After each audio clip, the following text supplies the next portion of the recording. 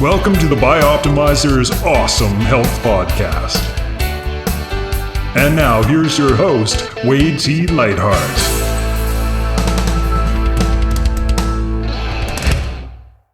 Good morning, good afternoon, and good evening. It's Wade T. Lightheart with my good friend, Owen McKibben. And this is one of the moments I've been waiting for, because if you look here in the background, right there on the Men's Health cover, Owen is world renowned for having the #1 best-selling cover of all time in Men's Health. Isn't that right? That is correct. And you're almost 60 years old. You're not on any anabolics, any TRT, anything like that. Zero, never in my life, never even tried it. There you go, folks. And we're going to dive in today about the possibilities of how to optimize your health, your vitality, your fitness with literally the #1 Men's Health cover model in the world's history.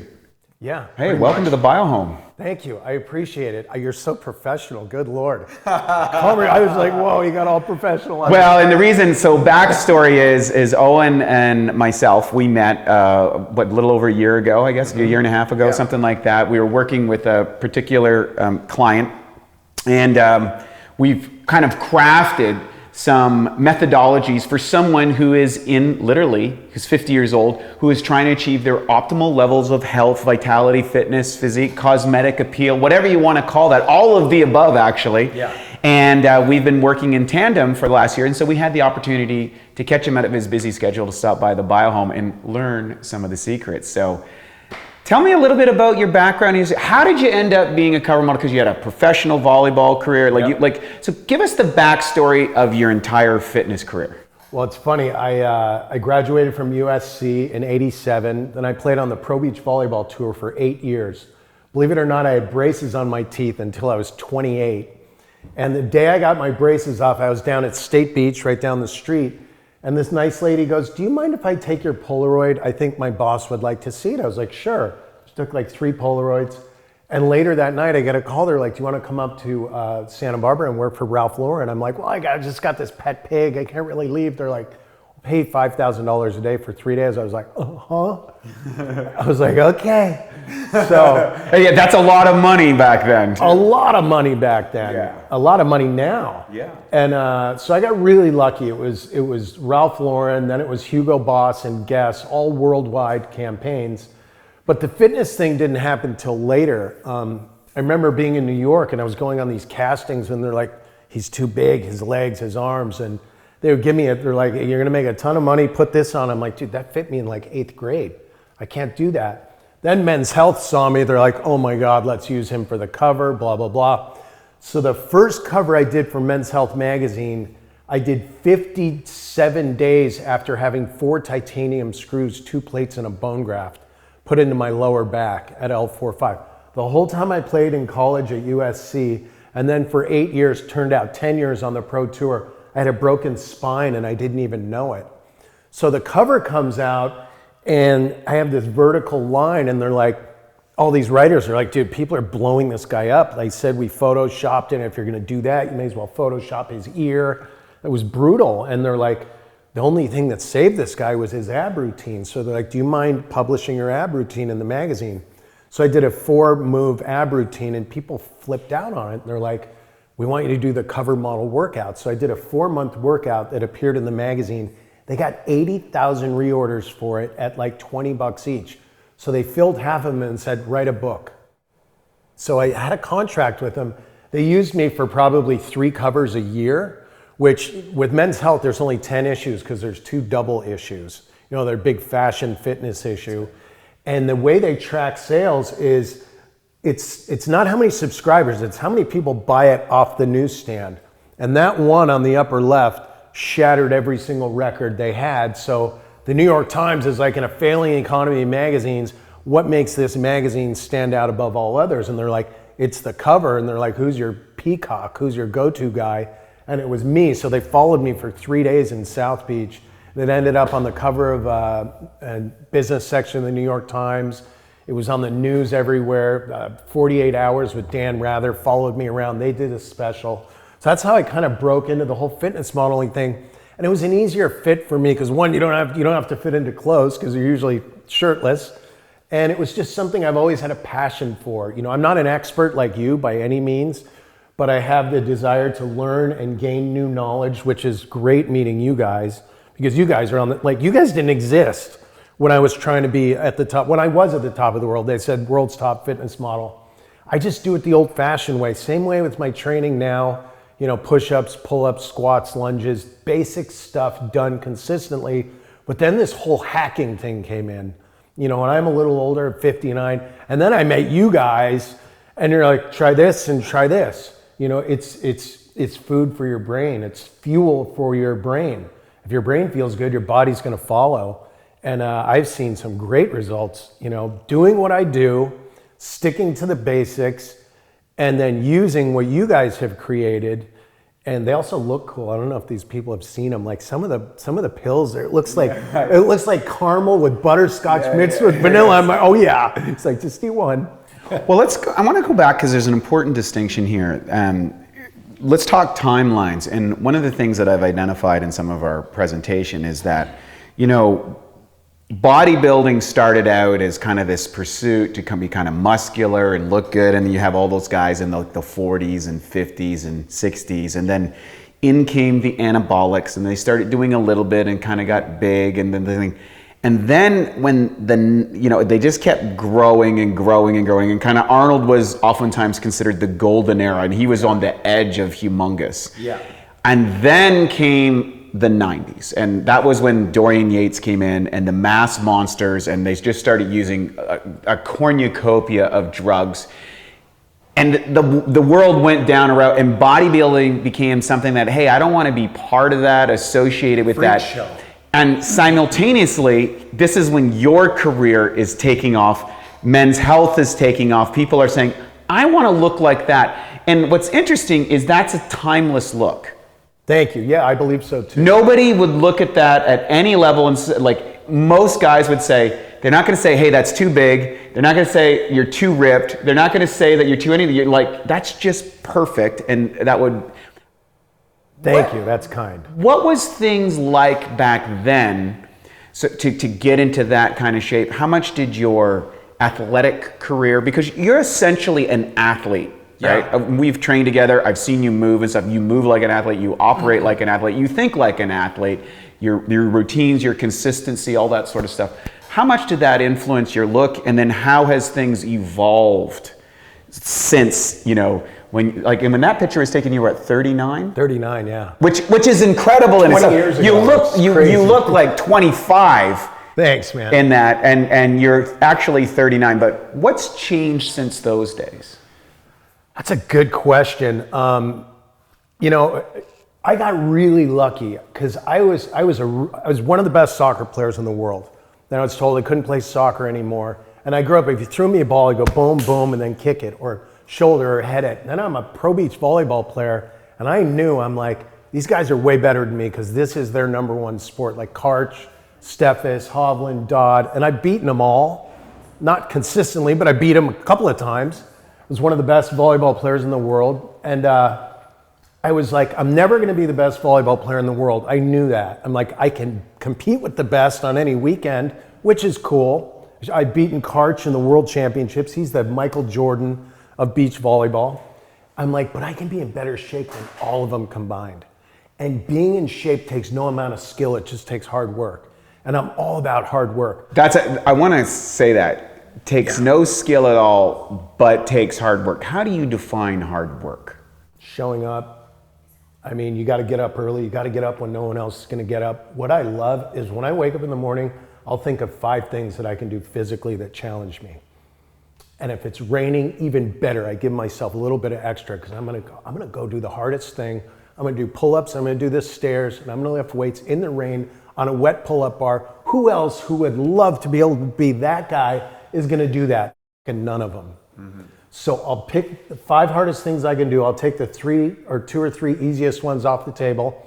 And I'm like, is it a sand run with push-ups and squats to the pier and back? Not on the bike path right next to her. The sand's like quicksand. Is it the stairs with pull-ups and weights? Is it swimming laps? What is it? So I will often pick the two hardest things to do. I wake up earlier than almost anyone. I have great coffee. I fuel my body. I've learned about intermittent fasting. I've learned about really good stuff like this and how it can complement whatever you're doing.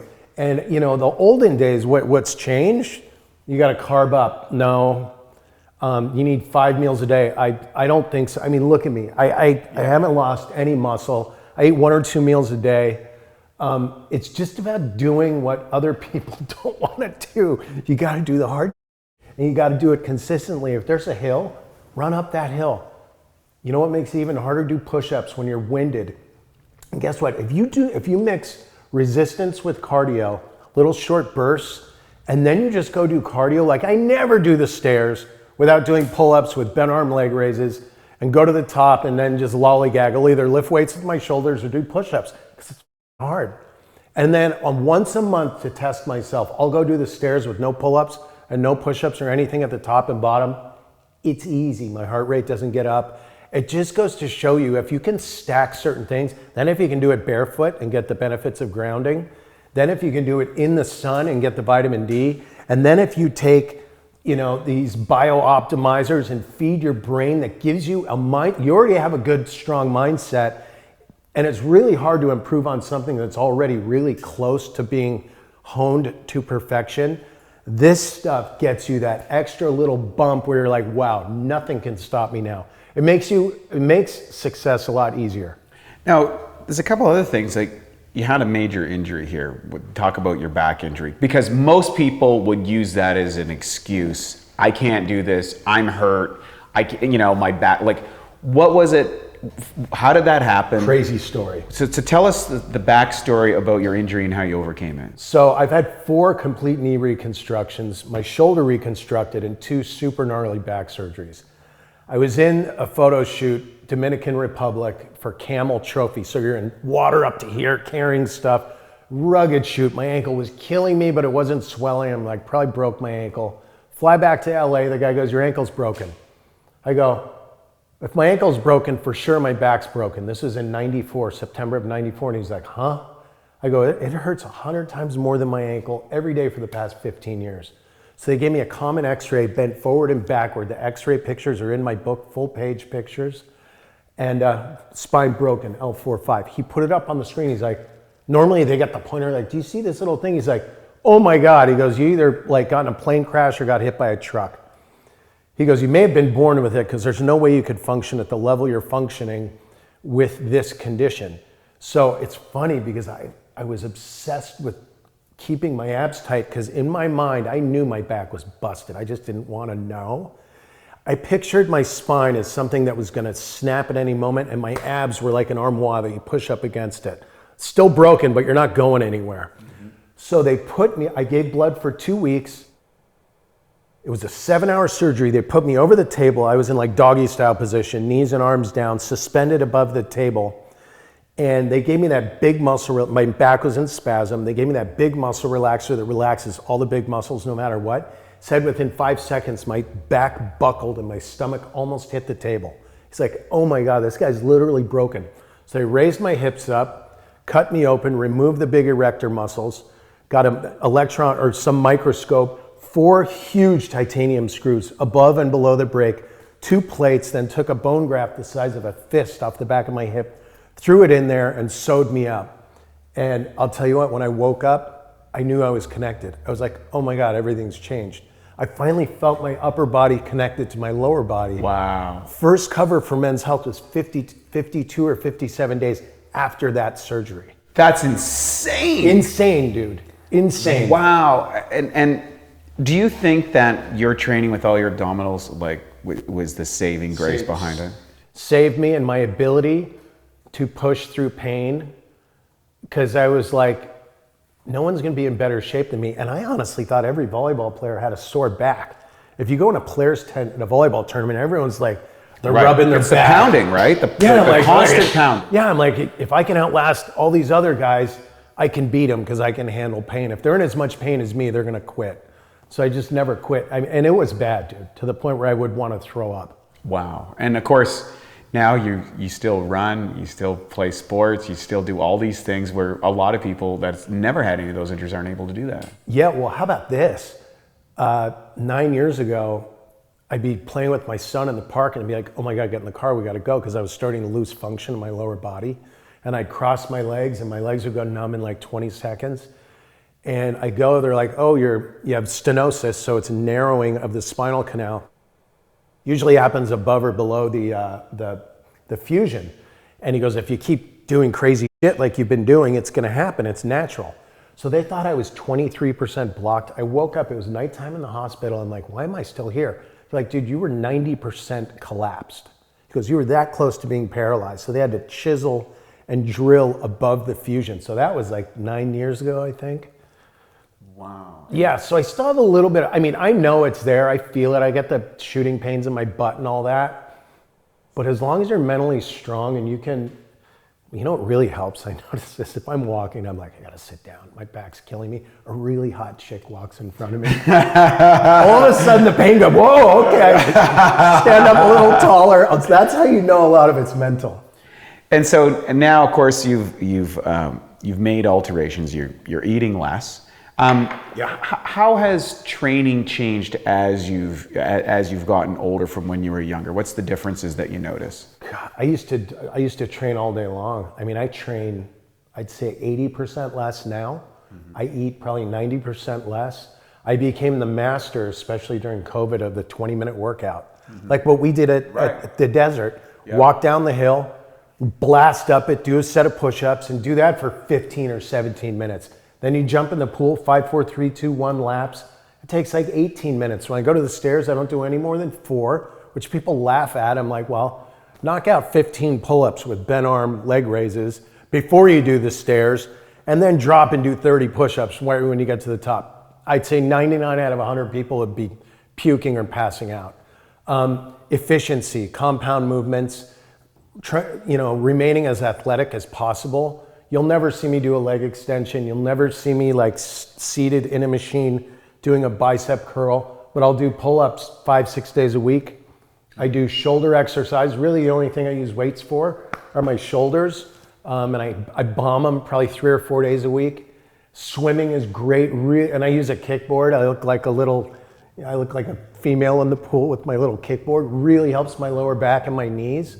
I now do the stairs backwards, toes or knees over the toes, really helping my knees. I'm bone on bone in both knees since I was 10. My first surgery was at 10 years old. Wow. Yeah, I mean, I have marks all over them. And technically, do they need to be replaced? Technically, yes. Does my back need to be redone? Yes. My shoulder, yes. But it's all about the mindset you take into each and every day. And if you win that first 5 minutes of the day by waking up early, getting your good, turbo coffee in you with the right amount of fats and amino acids and oils and not feeding your brain what it needs, the brain and the body to perform at a super high level, you can defy the odds. Very interesting. Was just hanging out not that long ago with Kyle Kingsbury, and he's been working with Pavel Datsuin. For those who don't know, Pavel was the guy that brought kettlebells to popularity in North America. And one of the things that they were looking at is training all the body multiple times a day, but not going into that red line zone. And so Kyle, when I saw him last, and for those who don't know, he was a former UFC competitor, and of course those guys are injured all the time. They take a tremendous thrashing, and he's a physical specimen as well. When I saw him, I said, Kyle, you've never looked better. What's going on? He says, I'm doing this training. I train 5 days a week. I train the same exercises mostly all the time. I don't go over the limit, and I do 4 main stretches, just what Pavel does. Concordantly, Paul Chek, who I was just hanging out with, and you haven't checked out the Chek Institute or seen some of our interviews, I highly recommend that you check out Kyle's and check out Paul's. Similar type thing. He stacks stones every day where he's lifting things at odd angles. He does functional training. He doesn't go into the red line. He trains regularly and consistently the big movement groups, and stays in, and keeps good on his diet. Doesn't eat too much. Yeah. consistent, healthy food. And what's interesting is a lot of people have found that optimizing their digestion is a big aspect. And so we introduced you to kind of some of the digestion stuff. Mass the best. Yeah. What was your experience when you started taking Masszymes? I mean, to be quite honest, I was pretty hungover and I was like, I couldn't feel much worse. I was still knocking out my workout and whatnot. And you're like, oh yeah, these are great for your stomach. They'll help settle whatever's going in there. Helps your body, I think, process all the bad stuff. Helps your liver a bunch. I think I took like 50 of them the first time. Yeah, I remember. Yeah, you were taking about 3 hours later, it took like another 30. I'm like, I gotta keep it under 100 for the first day. But yeah, now I'm on auto ship. I love them, man. Yeah, so you notice the difference. Oh, dude, I noticed the difference in like 20 minutes. That's a good thing. The great thing about your guys' product, you notice it right away. Like, I won't tell Feldman before I'm training him. I'll be like, all right, we're doing this, this, and this, 8 to 10. Your last number was this, and I'm gonna start you here, warm up. And he's like, did you take notes? I'm like, yeah. He goes, I can 100% tell. Right. It's pretty obvious. My son's a college quarterback. He's tried them. He's like, dude, that stuff's real. It's legit. Yeah, that's Newtopia we're referring to, of course, our cognitive enhancement system. It's up there on the wall. Well, of course, if you haven't checked out newtopia.com, which is based on your neurochemical dominance, what you might be deficient in or what you're depleted in, and it's becoming the rage. Oh, dude, I can in addition. imagine. And so that's the connection. And there's an interesting connection, I think, that's important to illustrate here, and that is the mindset and the relation to your stomach. Like, what goes in here, what goes in here influences this here. I'd like to know a little bit more about your pain management strategy. So you're in that moment where you're feeling pain, right? Which has been something that you've dealt with your whole life. Yep. What is those, in that moment you get a shooting pain or that moment of I can't do this. What do you say to yourself and how do you consistently draw upon that?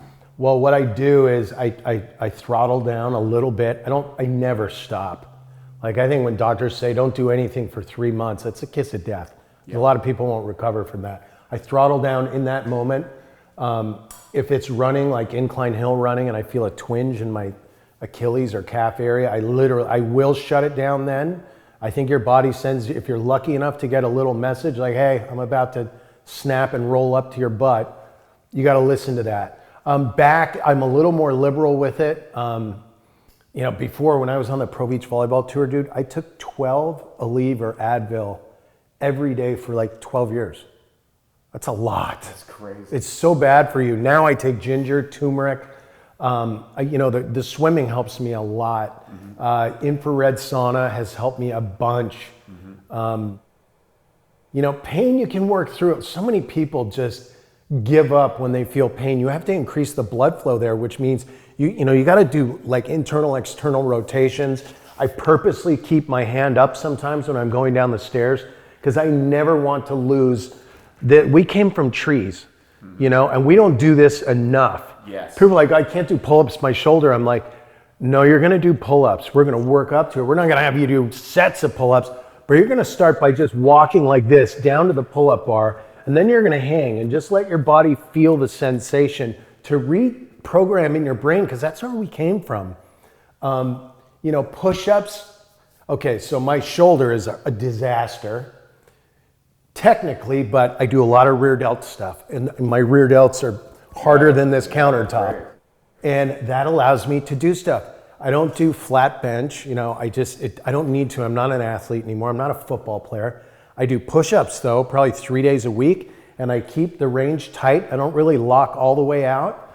You can't let areas go dead. Another good thing for lower back, wake up your glutes. You might think it looks weird, but the crab walk with the resistance bands, that literally takes pain away from your back because it wakes up your glutes. Do side planks. And a lot of people think my backstory, I got to stretch. If you stretch everything around your back's gonna loosen right up. A lot of times you gotta leave that exact area alone, but just get some blood in there somehow. And it's usually by movement, and it's not by sitting on your ass. You bring up a real important thing on the pull-ups and hanging. There's a whole series on the internet about how hanging corrects shoulder issues. And what's interesting is I've had a shoulder injury a couple years ago. I hurt myself and I started hanging. And I've done hanging consistently, and then I'll stop doing hanging and the pain starts to come back as soon as I stop hanging. Yeah. And it's amazing. The first few times you're hanging, you can barely hold on, but your strength curve goes way up. Way up. Yeah. Now, do you hang just like close grip, wide grip, short grip? How do you don't go super wide because of my shoulder. Yep. I love doing weighted pull-ups, especially after a few drinks when my son and all of his football buddies are there. They give me shit about being an old man. I'm like, let's go out and do some weighted pull-ups. I smoke them. I do different grips. How old's your son? 22. And he's a football player. He's long though. He's like 6'5.5", so he's not made for pull-ups. I am literally made for pull-ups. No, I do different grips. I do weighted pull-ups sometimes. But the magic I think that I don't do any crunches. I don't do typical ab exercises. My abs still look pretty damn good. When I'm done with the pull-ups, and I'll do between 8 and 15 each time, I'll keep my arms bent, whether it's here or here, and I'll do my ab work with my arms bent. That way I never have to do buys. And you'd be shocked when you land. So I've timed it. It takes about a minute. It's a minute of constant resistance. And you land, and then you walk to the stairs, and then you start going up the stairs. Your heart rate is still gonna be high, but it pulls all that blood down to your legs. So it's this transport, and I think it takes a lot of the gray matter and a lot of waste that your body can't get rid of through, sweat, excretion, and, the normal ways your body does. And a lot of people notice when I train them like that, they get really dizzy. And I think it releases a lot of the plaque in your brain. Yep. And the plaque in your brain, it's Alzheimer's, it's Parkinson's. And then when you get to the top, your legs are throbbing, and then you bring your heart rate down just enough, and then you hit the push-ups, and all that blood comes back up into here, and you're like, and your brain is going, oh my God, what's happening? And then you walk back down the stairs, and you do that 4 times. It's unreal. I think it's the best workout on the planet. I love it. And you're up at the Santa Monica Pier a lot. You're kind of a stalwart over there. Yeah, you're doing that all the time. The time. And so basically you're saying, look, pain can be overcome with the mind. You don't need expensive equipment. Almost none. You don't need to eat all the time.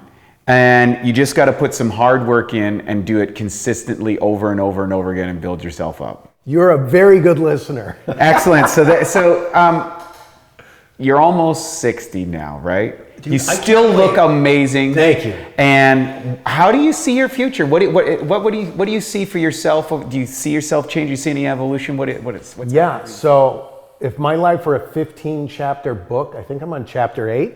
Right on. I got 7 more chapters to go. I don't know if it's another book, like a super simple, like how to be your best at 60, like, as opposed to 30.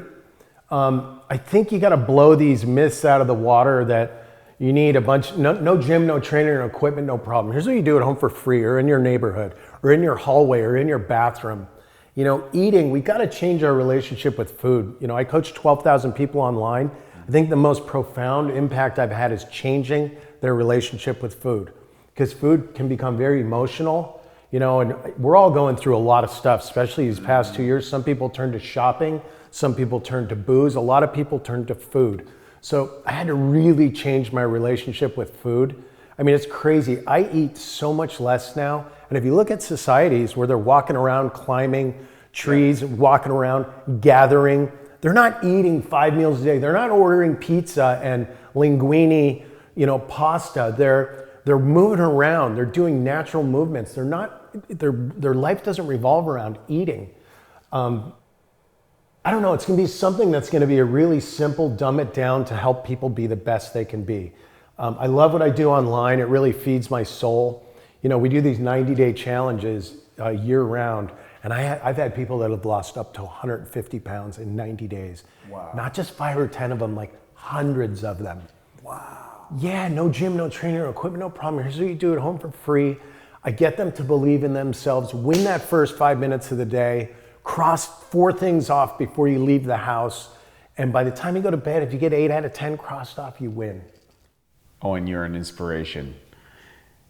No drugs. No. You're moving almost into, getting ready for the start of your 7th decade, essentially. I can't wait. You still look incredible. You're super motivated, positive, and you're helping thousands of people. So not just a pretty cover model over there, living the lifestyle, and it's great to have you over here at Bioptimizers. Thanks so much for stopping by. Thank you. It's my pleasure. I'm fired up. I feel like working out now. Right on. And I haven't eaten yesterday since 4. Sweet. So we're going to actually do some videos with Owen. You can check out some of his workouts and the moves that he's doing here at Bioptimizers. It's another edition of the Awesome Health Podcast. I'm Wade T. Lightheart with Owen, men's health cover man of all time. Check out those videos. See you soon. Thanks, guys. Thank you for listening to the Bioptimizers Awesome Health Podcast. You can find more information at bioptimizers.com.